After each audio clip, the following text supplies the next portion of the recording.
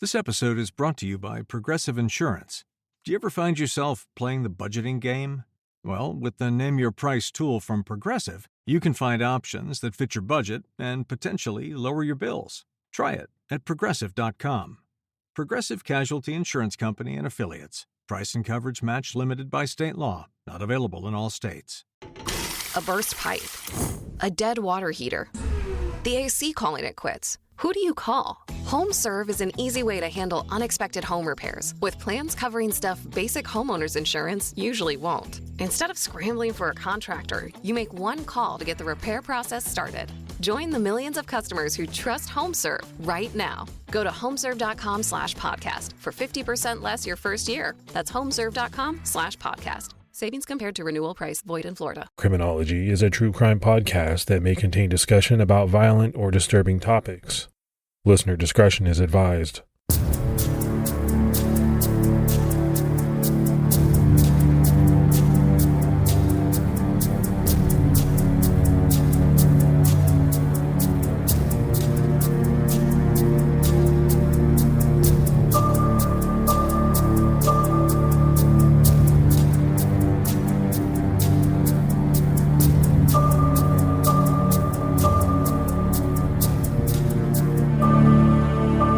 Hello, everyone, and welcome to episode 415 of the Criminology podcast. I'm Mike Ferguson. And this is Mike Morford. Mr. Morford, how you doing this week, buddy? Doing pretty good. Enjoying my summer, going back and forth to sports, hanging out with the kids at home on summer break, and just relaxing a little bit. How you doing? I'm doing great. I told Gibby we recorded last night, and I said, I think I'm still riding the high of the vacation. You know, the vacation high lasts for some period of time. Right. And it differs with every vacation. Eventually I'll come down from it, but I'm still feeling super refreshed from that vacation, man.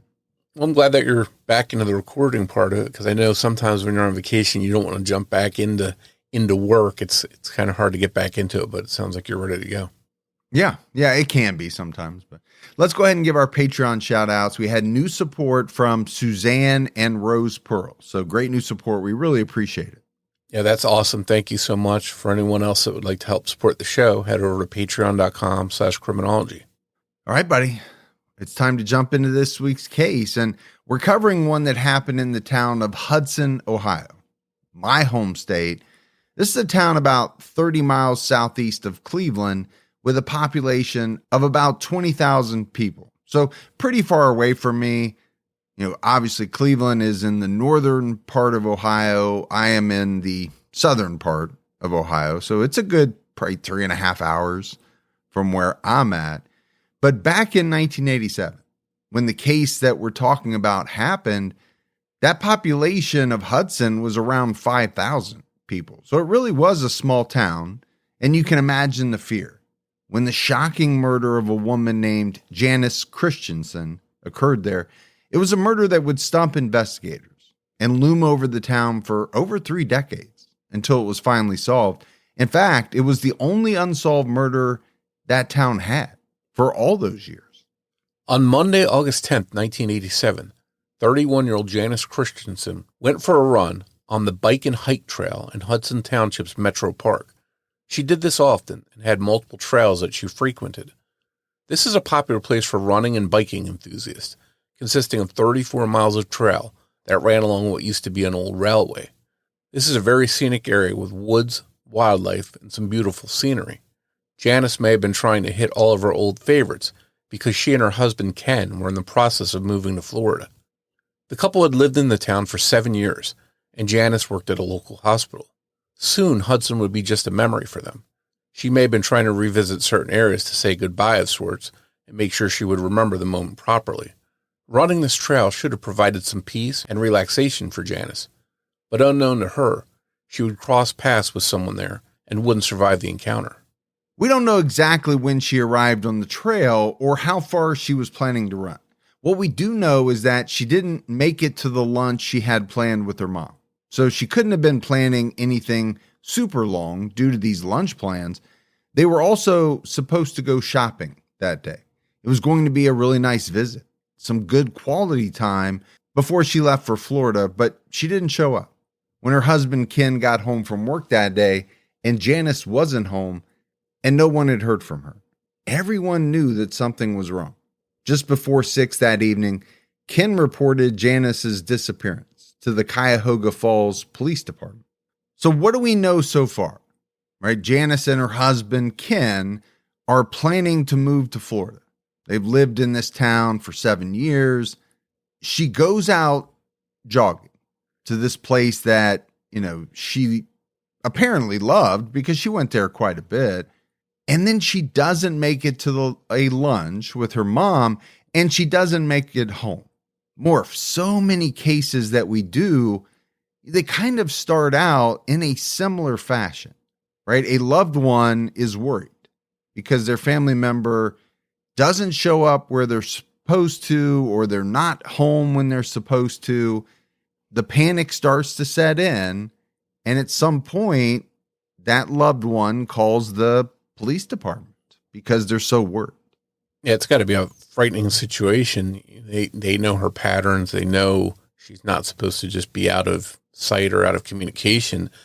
Now, a lot of things might cross someone's mind. Did she break down someplace? Did she twist her ankle out on a trail someplace and she can't walk and she's stuck out there? Maybe for us, since we talk about these kinds of cases on a regular basis, maybe we're thinking the worst in that she ran into some psychopath out there and something happened to her. But I don't think, from what we can gather, that, Ken was thinking that kind of thing. He was just trying to figure out where his wife was, and he was worried about her. Well, there's two things that kind of cross my mind. The first is, by and large, I think most people have a pretty defined pattern. I know my wife and I do. If it gets to a certain point at night and I haven't heard from my wife, I'm going to start to get really worried because her pattern is pretty set. Coming home from work, she usually calls me on the way home. Not always, but I would say 90% of the time. And she's normally home by a certain time. So that's an established pattern. Anything outside of that, without some type of notification or call from her or a talk the day before, right? Hey, don't forget, I'm going such and such. Well, I'm going to be worried. Now, the other thing here is that it is 1987. So cell phones were around, but they were not prevalent, I don't believe, in 1987. I think that was still at the point where, people who had some money had cell phones, but maybe even car phones or the big bag phones. I don't really remember, but obviously not everyone had one in 1987. That's for sure. Yeah, and they certainly wouldn't have had things like Find My Friend, those kind of apps that you can help track someone if they're out of contact. They didn't have any of that. Or, some of these new Apple Watches will somehow alert people if it detects a fall. I mean, that technology has really come a long way if you think about it. Ken couldn't sleep all night with Janice gone. He knew something was wrong. There was no other reason for Janice to not come home, and definitely no reason for her not to meet up with her mom. Ken decided to go out and look for Janice. He grabbed the flashlight and headed out to search. He took their dog Wolf to help search for her. At around 6:30 the next morning, August 11th, Ken ended up on the trail that he knew Janice had headed to. He decided to search the trail, even though her car wasn't parked in the lot where it should have been if she was still in the area. Wolf, with his keen sense of smell, was able to lead Ken right to Janice, about 20 feet off the trail. It was a gruesome discovery. Janice was dead and had obviously been murdered.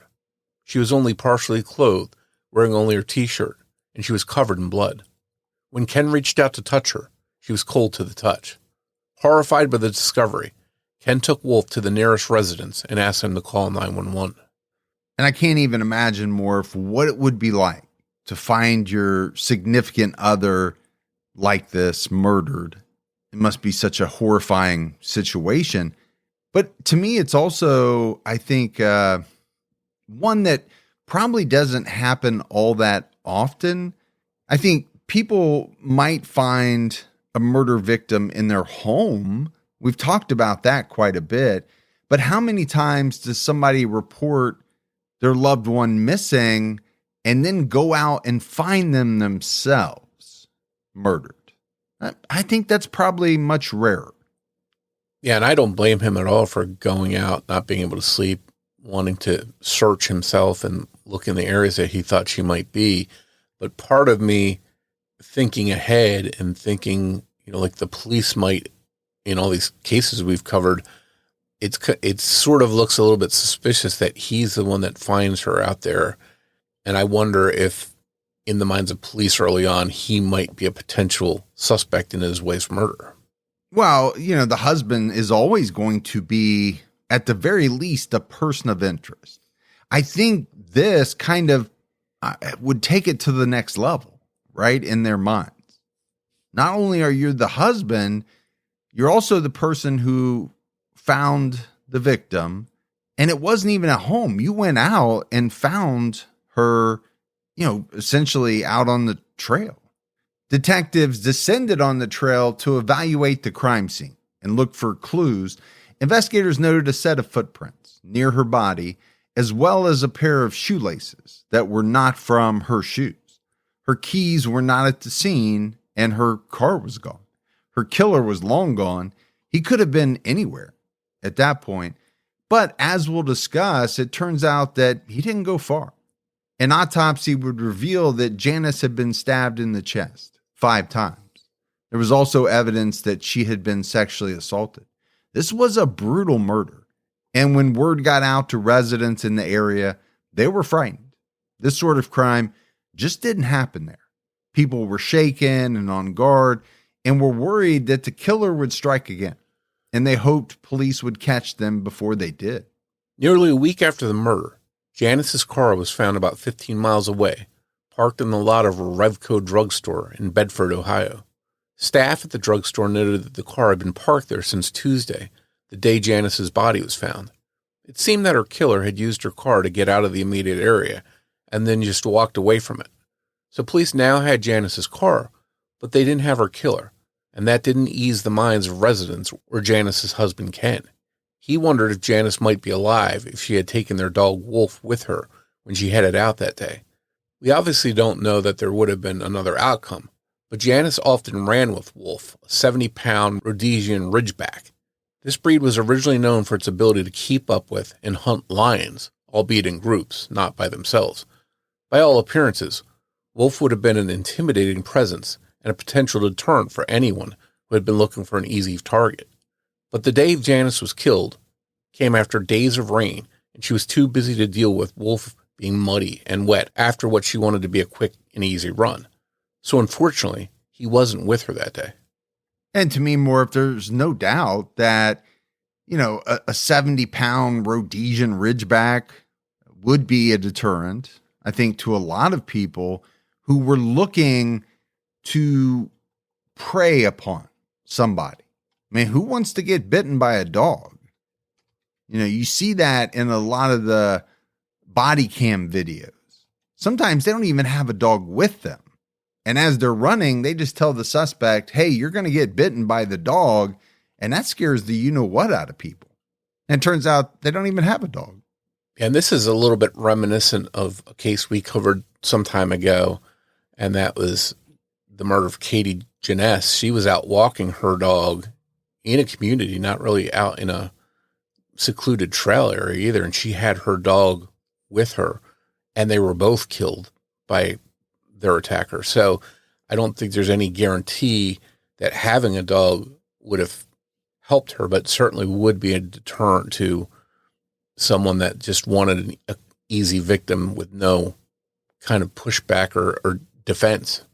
Yeah, I would agree with that. Now, if I'm walking my dogs or running with my dogs, nobody's going to be scared. I have 2 8-pound Maltese that they'll bark you till you're annoyed, but they're not doing anything to you. But some of these dogs, man, you talk about like a Cane Corso or, some of these large breeds, they can be very scary. On Thursday, August 13th, just 3 days after she was killed, Janice's friends, family, neighbors, and coworkers attended a service for her the following day, Friday the 14th. She was laid to rest at Northampton Cemetery. Ken Christensen tried to figure out how to move forward. Just days earlier, he and Janice were thinking about their move to Florida.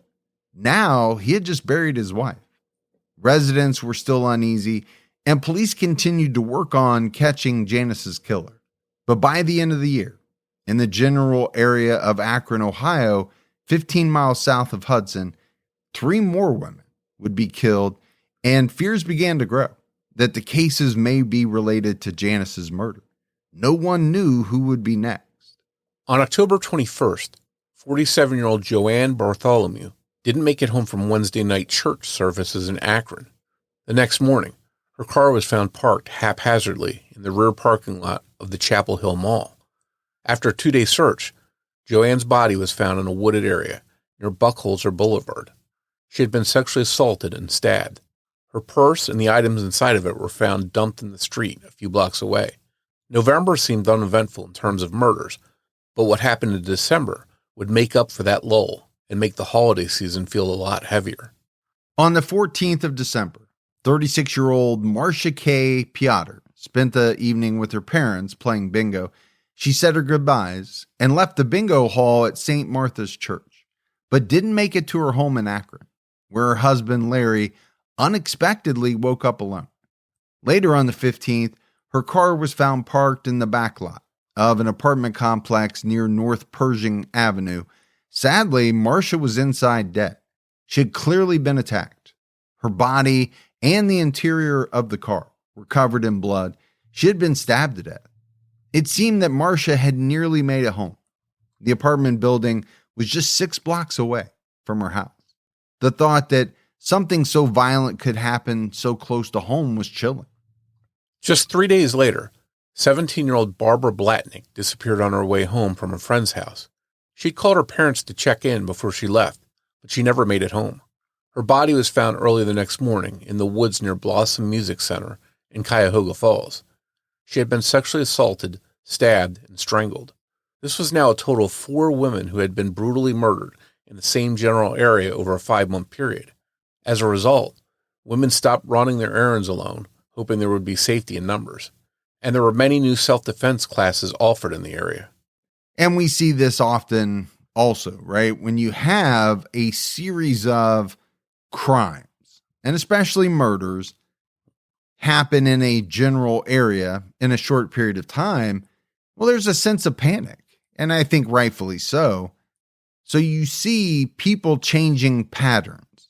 You see people taking more precautions, safety classes, security, alarms, those types of things. Gun sales normally are reported to have gone up around this time. People get scared. Yeah, I think as a society, we're very reactive. When something like this happens, there's a big boost in security preparation. But then later on, as time passes, I think it seems like people maybe back off of that a little bit or maybe feel a little bit more at ease. But then it always seems like there's another case that, sort of reinvigorates that security consciousness. The authorities didn't mess around, and a multi-county task force was created to investigate the 4 murders in case there was a connection. Summit County prosecutor Lynn Slaby, who created the task force, told the Akron Beacon Journal, "We must find a way to bring these individuals or the individual responsible for these terrible crimes to justice." Unfortunately, despite this task force, there was no real progress made in the cases, although the general consensus by the task force was that there was not a single serial killer responsible for the murders. Despite trying very hard, no one could find anything actually linking the cases. Investigators felt that they were likely looking for 4 different perpetrators. The task force was disbanded and the cases grew cold. Yeah, and I want to give them credit because they seem to really take all these cases serious. They wanted to see if there were any links and maybe talk to each other, communicate with each other, and compare notes, compare clues, and see if they could catch the person or persons responsible. And that's a pretty big thing because we know, nowadays there's a lot of communication. There's centralized databases and communication. Back then, places didn't regularly communicate with each other about their cases. And sometimes there was a competition almost, and people were too proud to ask for help. So I give them a lot of credit for trying to put that task force together and see if they could solve any of those cases. Yeah, I do too. I mean, by and large, I think the police want to solve cases, but I think there's another element to it. I just wonder how much pressure, right, was on them at this time. And maybe that's why the task force was created as well, because they had to do something, right? 4 murders of women within a relatively short period of time. You got to show the public that you're doing something. You could be working like crazy behind the scenes, but the public doesn't always see that. So a task force is kind of front and center, right? It might help ease the fear somewhat of residents. Changes in the seasons, for me at least, make a difference in how I dress. And it's not just cold versus warm. Yeah, in the summer, I want pieces that feel lighter, more breathable. But really, I just want things that are easy to put together, but keep me looking put together. And that's why I keep coming back to Quince. Quince really focuses on high quality essentials that feel and look amazing. They have the well-made basics, but without the luxury markup. Quince European linen pants and shirts are the perfect warm weather upgrade to add to your rotation, starting at just $34. Everything at Quince is priced 50 to 80% less than similar brands. They work directly with ethical factories and cut out the middleman, so you're paying for quality, not brand markup. And a lot of people don't know, but Quince goes way beyond clothing. They have upholstered sofas, ceramic cookware, premium bedding. They have something for everyone. My personal favorite is their activewear flow knit line. Shorts, joggers. It's all amazing. Elevate your summer wardrobe. Go to quince.com/criminology for free shipping on your order and 365-day returns. Now available in Canada too. That's QUINCE.com/criminology for free shipping and 365-day returns. Quince.com/criminology. This episode is brought to you by Progressive Insurance. Do you ever find yourself playing the budgeting game? Well, with the Name Your Price tool from Progressive, you can find options that fit your budget and potentially lower your bills. Try it at Progressive.com. Progressive Casualty Insurance Company and Affiliates. Price and coverage match limited by state law. Not available in all states. I'm Serena Williams, and I'm healthier on Ro. I've lost 34 pounds in a year with GLP-1s, diet, and exercise. On Ro, you can access GLP-1 options, including the first FDA-approved GLP-1 pill for weight loss. Go to ro.co/journey to see if you qualify. 14 to 20% average weight loss in 1 year in non-diabetics with obesity or overweight with a weight-related medical condition versus 2.2% to 3.1% in placebo arm. RX only. To stay informed about serious side effects, go to ro.co/safety. Time continued to pass with no progress in any of the cases, but DNA technology continued to advance as families continued to wait for answers, and eventually that DNA technology would provide answers. Finally, in May of 2020, it seemed like there could be a breakthrough. 67-year-old James E. Zastonik was arrested by the Cuyahoga Falls Police Department for the murder of Barbara Blatnick. Thanks to the Porchlight Project, new testing of DNA taken from underneath Barbara's fingernails ended up leading investigators straight to Zastonik. The Porchlight Project is a nonprofit organization that helps families of the missing and murdered by funding new DNA testing and genetic genealogy for Ohio cold cases. Zastonik's DNA was not in any system or database, so the process of finding a familial DNA match and working to narrow it down to the right family member took a lot of time and a lot of money. The DNA was also a mixed sample containing not just his DNA, but Barbara's. Genetic genealogists had to isolate the suspect's DNA to be able to do anything at all with the sample. Colleen Fitzpatrick, a forensic genealogist with Identifinders International and a former guest on our show, explained the process to News 5 Cleveland, saying, You have the mixture, you have the victim. You subtract them, and you get the genetic genealogy data. And obviously, Morf, we did a whole season on just genetic genealogy and cases being solved by that. Colleen Fitzpatrick has been huge in that area, the area of genetic genealogy. But I want to talk about this Porchlight project, and I'm sure there are many other nonprofits like that. One of the things that has stood out to me in researching as many cases as you and I do is just how many unsolved cases do have some evidence being stored, somewhere that has yet to be tested. I think the number is pretty huge, but there's a lot that goes into getting it tested. Time, money. It would be amazing if we could devote more resources to testing some of, this evidence that's just sitting around. I think a lot more cases would be solved. Yeah. And I think now there's a lot more organizations that do fundraise for testing like this. And then there's a lot of more agencies that do this kind of work of testing. And I think, like with anything else, the more people that are out there, the more competition it is for to do that work, the more the prices come down. So, maybe we'll get to a point where there's just so many people out there doing this work and more fundraisers that we'll see these cases being solved at an even faster rate. That would be fantastic. James Zastanek was apparently living a normal life after killing Barbara. He held steady employment working at Ferrotherm Corporation in Garfield Heights for more than 3 decades. He was either very good at hiding his criminal activity, or after Barbara's murder, he played it safe because he had no criminal history. It's unknown how the two crossed paths, or if they knew each other. According to Barbara's sister, Donna Zanath, no one in the family could recall knowing him. Despite his arrest, Zastanek would not stand trial. He died at age 69 due to cancer, just 2 months before the trial was set to begin. He was free on bond, living with a relative on hospice for the final months of his life. Barbara's sister Donna, disappointed by the fact that he was ever released from custody, told the Beacon Journal, "My sister's still dead, and there he is in his brother's house sipping coffee."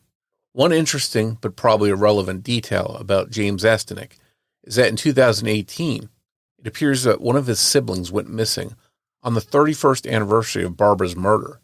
Bentley Zastanek is still missing to this day. With the identification of James Zastanek, it became clear that Janice's murder was not related to the murder of Barbara Blatnick. DNA proved it. Investigators were basically sent back to square one in Janice's case, so they decided to start there, square one. In 2021, the investigation into Janice's murder was officially reopened. As we mentioned at the start of this episode, her case was the only open unsolved murder in the town's history. But investigators felt that they had a lot to work with, and they were hopeful they would resolve the case. Lindsay Mussel, the lead Ohio Bureau of Criminal Investigation agent assigned to the case, told News 5 Cleveland, "I do believe there's good evidence in this case." Everyone was hopeful that the same technology and methods used to track down Barbara's killer could help close Janice's case too. And they were right. DNA testing finally revealed the name of Janice's killer. Sadly, though, like in so many of these old cold cases, by the time investigators knew who they were looking for, the perpetrator was long deceased. There would be no accountability and no justice for Janice's loved ones.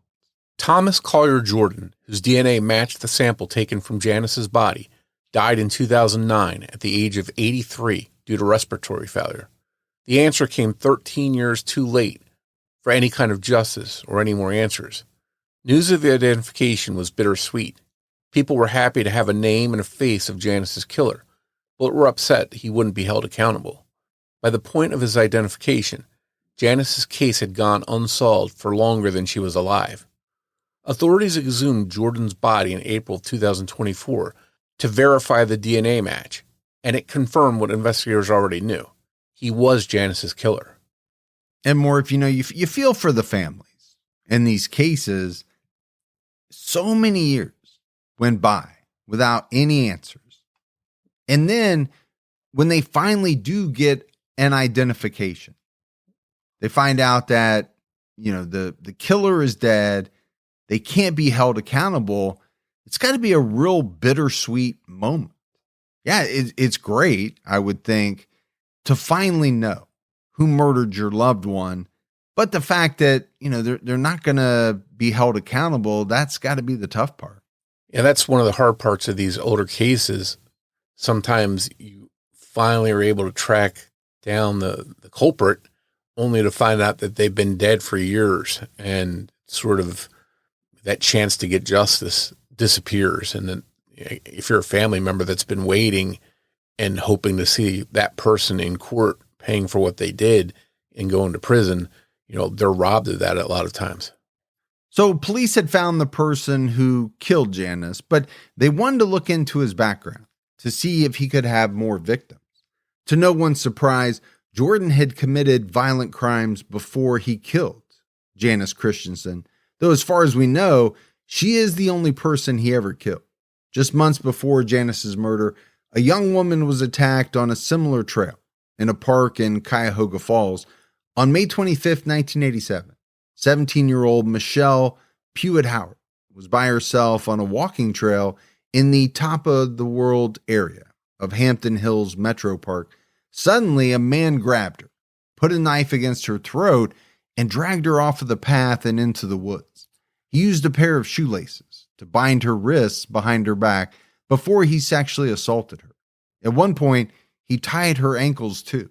He assaulted her multiple times over what seemed like hours, walking away for an unknown period of time before coming back and starting all over again.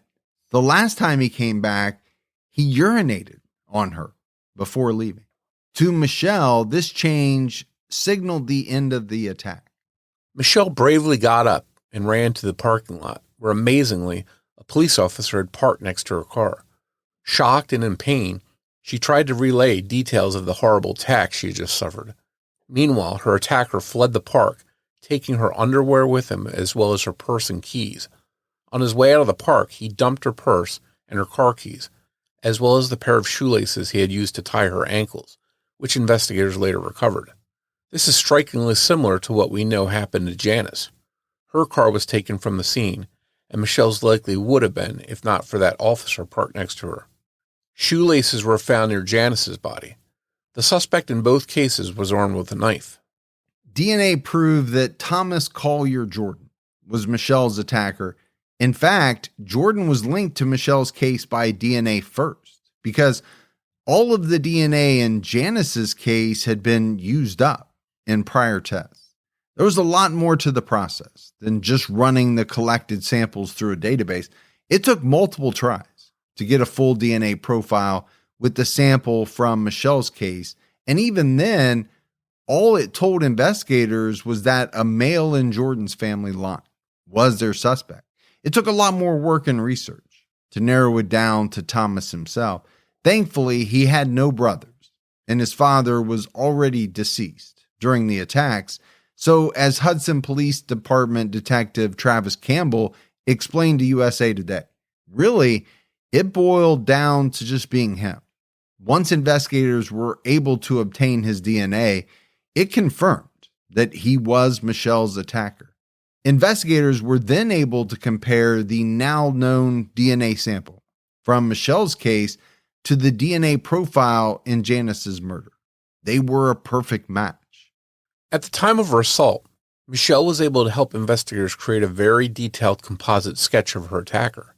It's possible that this led to an escalation from using a knife to make his victims comply with his orders, to using a knife to eliminate his victim in Janice's case, since she would be able to help identify him. Then again, maybe his intention had always been to kill Michelle and she got away before he could. Maybe Janice just fought back too hard and he lost control of the situation. The shoelaces were near her body, not on her wrist. Maybe he didn't get a chance to tie her up and felt that he had to stab her to overpower her. She was active and fit and much younger than Jordan. Michelle clearly had bravely fought back against her attacker and was able to get away with her life. But in the confusion of the attack and the condition she was in, she mistakenly had told police that her attacker, Thomas Jordan, was white. It turns out that Jordan was black, though he had a very light complexion. With authorities looking for a white male, it's possible that Jordan felt safe enough to search for more victims before he ultimately crossed paths with Janice. Even Michelle wondered why she survived when Janice didn't. She asked the question in a USA Today interview, did he just not want to murder me? Why? Was he going to come back and murder me? So it sounds to me more of like maybe some survivor's guilt. You have that in a lot of these cases. And then, obviously there's the issue of Michelle telling police that this guy was white when he was really black. But I don't blame her. She went through a terrible ordeal. So it doesn't surprise me that, she could maybe get some details wrong. Yeah, I think there's no question that she was in shock, probably trying to replay things in her mind. And, in that confusion, maybe didn't give every detail right. But that's why the DNA was so important ultimately, because there was no, mistaking that part of it. So that's such a important thing about DNA. It overrides the need for an exact description of an attacker. Well, and I think the other thing that we see in quite a few cases is whether it's, a perpetrator being identified by a previous victim and maybe spending some time in jail or not going to jail, it doesn't matter. Them ultimately making the decision that when they commit their next crime, they're not going to leave the person alive to even have the chance to identify them. We actually see that quite often. It's possible that Janice was Thomas Jordan's last victim, since he was obviously getting to the point that he couldn't keep control over his intended victims. But she and Michelle were not the only people he had harmed. In fact, his criminal history goes back to at least 1943 when he was 17. There aren't any details about what his arrest was for, or if he faced any further punishment. But 3 years later, in 1946, he was arrested in Louisiana for trespassing. At the time, he was using the alias Robert Smith Jr. In April 1949, still using the alias, he was arrested in Lansing, Michigan for auto theft. Just 2 months later, he was arrested again, but there isn't any more detail about that crime. He served time at Jackson State Prison in Jackson, Michigan, but was free by May of 1953 when he was arrested in Detroit, Michigan for failure to pay a fine given to him as a consequence for shoplifting. By 1959, Jordan was living in Trumbull County, Ohio, where he continued his life of crime. That February, he was convicted of grand larceny for a string of thefts from cars parked in motel lots in multiple cities. He and his accomplice made off with $30,000 worth of stolen goods and cash.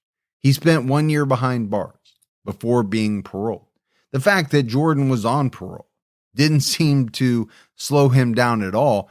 He broke into multiple homes in the area, which was his alibi when he was questioned as a suspect in the stabbing of Cecilia Farron, a 57-year-old woman from East Cleveland. He wasn't arrested in the stabbing, but was arrested for the burglaries he admitted to. He spent 9 more years behind bars before being paroled again. And again, he violated his parole. He spent another year in prison before again being granted parole. Unsurprisingly, he violated parole again and ended up finishing the remainder of the original sentence behind bars. After around a year of freedom, Jordan was arrested again, this time in Geauga County, Ohio, for malicious entry. He was still up to his old tricks, breaking into homes. He spent a little under 3 years in prison before being granted parole yet again. And once again, he quickly violated that parole. In February 1976, just 1 year later, Jordan was convicted of burglary, rape, and stabbing in Geauga County. Over a decade before Michelle and Janice were attacked, Jordan was already using a knife during his sexual attacks. For that 1976 conviction, he was sentenced to at least 16 years, but up to 82 years in prison. He served only 9 years. Frustratingly, when Michelle Pewitt Howard was attacked, Jordan had been out of prison for just 2 years. All of this background on Thomas Jordan leads to the question we ask way too often on the show. Why was this guy out on the street and not behind bars? And it's frustrating, right? More if we do talk about it quite a bit. You have these individuals who just show an incredible pattern for doing the same things over and over and over. And yet continually they're caught, they spend a little time in jail or prison, and then they're paroled, only to go back and do it time and time again. Yeah, I get it. It's easy to look back and see it in hindsight, but it seems like at a certain point, when do you say enough is enough? This person is a habitual predator. We need to stop letting him out early. So he was escalating from crimes in which he wasn't attacking someone, crimes related to property, getting into people's cars, that kind of stuff, and gradually moving on to going into people's homes, attacking women with knives. It was just an escalation that you could see here over an extended period of time. And I'm just surprised that at some point a judge someplace didn't just put this guy behind bars for a long time. Or just make him finish out the whole sentence, right?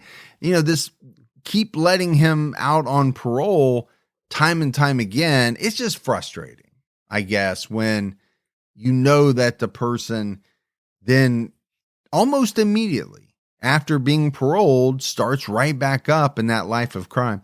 I do want to go back to, something that we talked about just a minute ago, which was in 1959, he and an accomplice made off with $30,000 worth of stolen goods and cash. That is a boatload, especially in 1959. And it didn't seem to hold him over because he continued his crimes trying to bring in more money from his heist. Investigators believe there is at least one other victim Thomas Jordan attacked before Michelle and Janice on April 24th, 1987. The month before Michelle was attacked, there was a similar crime in Akron, Ohio. A man rang the doorbell over and over while 31-year-old Vicky Farinacci was home with her 3 young children, ages 5, 3, and 6 months. Her husband was at work at the time. The man was holding some kind of bucket and claimed he needed access to her backyard to do some maintenance on her deck. She told him to hold on and close the door. Luckily, Vicky had been on the phone when the man showed up. She told her friend about what was going on and left the phone on the kitchen counter. She went back to the front door to figure out what the man was talking about. The family had only recently moved into the home, which only added to her confusion. But by then it was too late. He was breaking in the back door. He was armed with a knife, so she did what he told her to. He tied her wrists with a plastic wire, even though she was still holding her infant son. Vicky's oldest child whispered into the phone what was going on. The friend instructed her to hang up so that the call would end and she could call the police. At the time, phones worked a little differently, and if both people didn't hang up, the line would stay open. Vicky was still holding her 6-month-old, wrist bound around him, but the man locked her 2 other children in the closet. Then he tied her ankles with the same kind of wire. She tried to make conversation with the man. He answered her questions but never stopped his assault. When he was done, he asked her for her wallet and left. She made her way outside where she found that the man had stolen her car. Finally, the police arrived. Unfortunately, there was a delay because the friend she was speaking to didn't know her exact address, which was right on the border of 2 different jurisdictions. Eventually, they figured out her address and were able to get to her, but by then, the man was long gone.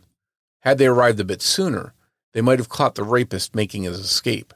Vicky's car was later found on Schiller Avenue in North Akron, but the attacker had escaped. While Vicky's case is a bit different than the attacks on Janice and Michelle, since theirs happened on outdoor trails, and this happened in a home invasion, Jordan had a long history of breaking into homes, and it's likely that he passed Vicky's home because of its proximity to a wooded hiking trail, the kind of area in which we know he sought victims. Unfortunately, DNA can't help confirm that Jordan was Vicky's attacker because in 1993, everything from her sexual assault evidence collection kit was destroyed. The statute of limitations had passed, and so this evidence was simply tossed out. Vicky did believe that a mugshot of Thomas Jordan from 1972 looked exactly like her attacker. That, plus the nearly identical MO, is perhaps what has led to detectives suspecting that Jordan was indeed Vicky's attacker. And Morf, what a scary scenario. Anytime you think about a home invasion, being violated inside your home by a stranger, that's obviously very scary. But here she has 3 small children in the home with her. And I think that just tells you, if Jordan was responsible for this attack, which I think many people believe he was, what type of monster this guy, really was. He didn't care that she was holding her infant. He didn't care that she had 2 other, small children in the home. He was just out to satisfy whatever sick urge he had. And Vicky had to be terrified because her child was bound to her during this attack, which is, frightening to think about and just shocking, but it didn't deter him at all. And I feel like there's a little bit of luck on his side because, due to the confusion about her exact address, it delayed police getting there just enough to let him get away. And, had that not been the case, maybe they would have got there in time to catch him fleeing, and it might have taken him off the street sooner. Yeah, I would agree with you. I would also say that, I think some criminals, they have some luck, on their side to help them get away with some of these crimes for as long as they do. After killing Janice, Jordan made his way to Arizona. Investigators believe he may have moved to Yuma, just 10 miles north of the border between the United States and Mexico, to be able to flee the country at a moment's notice. But he didn't clean up his act. In 1992, he was arrested on an unknown charge. In 1998, he was arrested in El Centro, California. This time it was completely unlike anything else on his rap sheet. He was charged with drug trafficking. Even while serving his sentence on this charge, he kept going. He was caught dealing marijuana to fellow prisoners and received an additional drug charge for that. In 2001, he was free once again, this time on supervised release. Just over a decade after being released, he died. He seemed to be completely alone in life. No one claimed his body, and he was buried by the county in the indigent section of Pioneer Cemetery. And I wonder more if he was completely alone because he was a terrible person that nobody wanted to be around. Just a thought. Yeah, it's hard to push back against that after all we know about him. Now, as far as we know, Jordan never attacked anyone after his final release from prison. Maybe he just got too old to handle the physical part of the attacks. He was 75 when he was let out on supervised release, but we can't rule out that Thomas Jordan has other victims out there someplace over his decades-long life of crime. And as we know, rape is a very underreported crime. The first known time Jordan actually physically harmed a woman was in 1976, but he had already been traveling the country, using at least one alias, and committing crimes for about 30 years by then.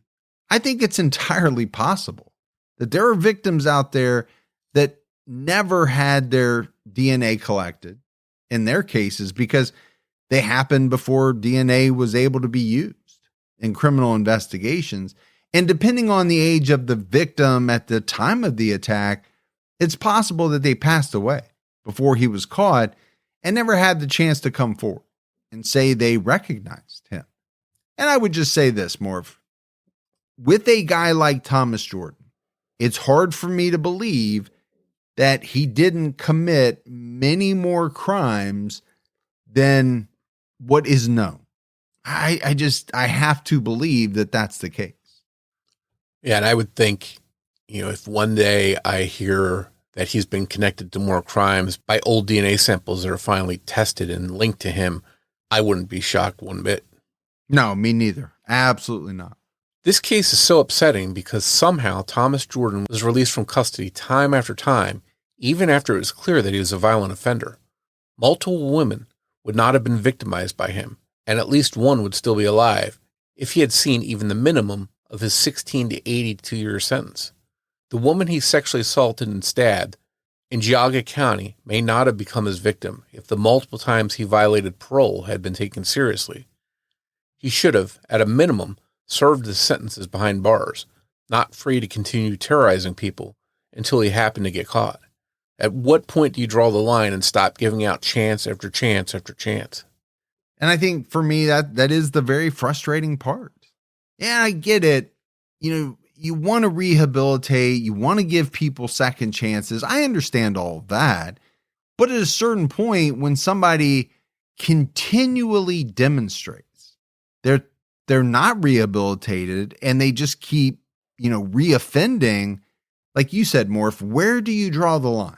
And it just seems like in the case of Thomas Jordan, no one ever really drew that line. Yeah, I believe in second chances, but when you get to 10th chance, 11th chance, 12th chance, at some point you have to accept that the person is who they're telling you and showing you they are. That old saying, when somebody shows you who they are, believe them. In this guy's case, they should have believed him. He was telling them who he was, and he kept getting out. And getting back to the frightening possibility that Thomas Jordan has more victims out there, Akron Police Department Lieutenant Dave Whidden told the Beacon Journal, "I would bet my salary he's done this way more than we know. Even though most people agree that there have to be other victims out there, Jordan's DNA did not match DNA from the murders of Joanne Bartholomew or Marcia K. Piotr. We don't know if their murders are connected, but we do know they had no link to Barbara or Janice's killer. Hopefully, the day their cases are solved is just around the corner." These kinds of cold case solves, decades-old cases with DNA evidence, are really a sign of good work over the years. So much evidence is destroyed after a certain period of time, lost as the case grows cold, or degrades over the years. Proper preservation and organization can go a very long way here and make these solves possible. As amazing as the work Colleen Fitzpatrick can do is, she can't pull DNA from nothing. There has to be a sample she can use, and in cases from decades ago, many times DNA wasn't even collected, yet alone stored so perfectly it can be used 30, 40 years later. As we saw with Vicky's case, even when a sample is collected and initially stored, it still has to manage to stick around to be useful. This all goes back to good and proper police work being done and evidence properly handled. Thankfully, over time, the statute of limitations for sexual assault in the state of Ohio has been extended from what was just a mere 6 years, which is what led to Vicky's evidence being destroyed, to 25 years. There are many people pushing to end the statute of limitations altogether because until an offender is caught or dies, the danger is pretty much always there. Teresa Stafford, CEO of the Hope and Healing Survivor Resource Center in Akron, told USA Today, "One of the things that is important to keep in the forefront is that sexual assault is a crime of opportunity and access.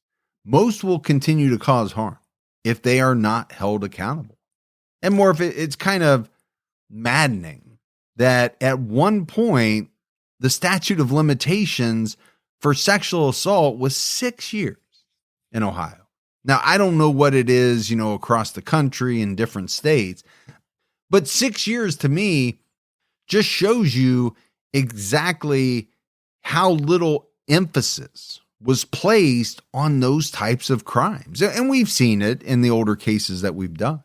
And thankfully, that crime is being taken as seriously as it should be. And I think across the board, those short statute of limitations are being extended. And I would be ecstatic if it was extended even more. Because I just don't think if someone is caught later on or determined through DNA to have done this, that there should be any way for them to not pay the price for what they did. And it's not out of the question to think that if some of those rape kits that were thrown out over the years had still been around, they might tie to other cases or maybe even to more murders, and it might lead to more identification. So unfortunately, there were so many of them over the years that have been thrown out. We just don't know what they might have linked to. Yeah, I just don't like the idea of people getting off on a technicality, like a statute of limitations or something like that, when it comes to like a really serious offense. And you have to put sexual assault in that category. Absolutely. I agree with you 100%. While we now know who is responsible for some of the cases we discussed in this episode, the loved ones of some of the victims we mentioned are still hoping for answers. If you have any information about the murders of Marcia K. Piotr and Joanne Bartholomew, you can call the Ohio Bureau of Criminal Investigation tip line at 855-224-6446. So, Morf, as we wrap up this episode, there's no doubt in my mind that Thomas Jordan was a predator of a pretty high degree. I mean, he was a serious predator. And, we know that he killed Janice Christensen, but I just have a hard time believing that there are not many more crimes that he was associated with that we'll just never know about. And he probably has many more victims.